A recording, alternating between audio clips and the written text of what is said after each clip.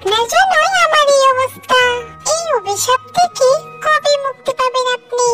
আমারও যে পরিবারের কাছে যেতে মন চায়। চিন্তা করো না মৌরানী, একদিন ঠিক আমাদেরকে কেউ না কেউ সাহায্য করতে আসবে। আমার এই ফুলের মধু যদি কোনো পাখি ওষুধ মনে করে খায়, তাহলে আমি এই অভিশাপ থেকে মুক্তি পেয়ে যাব। কিন্তু রাজকুমারী, পাখিরা যে মধু খায় না, তাই তো তোমাকে আমি আমার সঙ্গে রেখেছি। তুমি জঙ্গলে গিয়ে দেখবে কোনো পাখি যদি অসুস্থ থাকে, তাহলে তাকে তুমি আমার এই ফুলের কথা বলবে।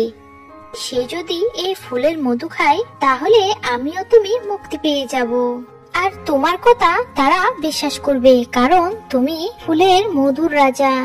মৌরানী জঙ্গলে জঙ্গলে ঘুরতে লাগলো ও অসুস্থ পাখিদের খোঁজ করতে লাগলো।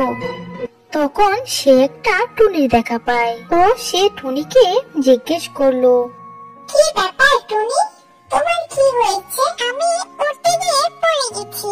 আমার ডানা ছোট, তাই আমি উড়তে পারি না। উপর থেকে পড়ে আমার একটি ডানা ভেঙে গেছে। তোমার ডানা বড় করতে চাইলে আমার সাথে চলো। একটি লাল গোলাপের সন্ধান আমি জানি, যার মধু খেলে তোমার ডানা তাড়াতাড়ি বড় হয়ে যাবে আর তুমি আকাশে উড়তে পারবে ও তোমার শরীরে ব্যথা ঠিক হয়ে যাবে। তখন টুনি বলল, এটা আবার হয় নাকি? মিথ্যে কথা, আমি এগুলো বিশ্বাস করি না। চলে যাও, ফালতু কথা। মৌরানীকে অপমান করে তাড়িয়ে দিল টুনি। মৌরানী কান্না করতে করতে চলে গেল একটি গাছের কাছে। সেইখানে গিয়ে সে দেখতে পেল একটি কাক কান্না করছে। তখন মৌরানী কাকটিকে জিজ্ঞেস করলো, তোমার কি হয়েছে? তখন কাকটি বলল, কিছুদিন হলো আমি চোখে ঝাপসা ঝাপসা দেখি, মনে হয় আমি অন্ধ হয়ে যাব। না না, কেঁদো না তুমি, আমি এই রোগের ওষুধ জানি। তুমি চলো আমার সাথে। ঠিক আছে চলো, এর আগে না হয় আমি অন্ধ হয়ে যাই। তারপর কাক ও মৌরানী চলে গেল সেই বাগানে। কাকটি সেই গোলাপ থেকে মধু পান করে।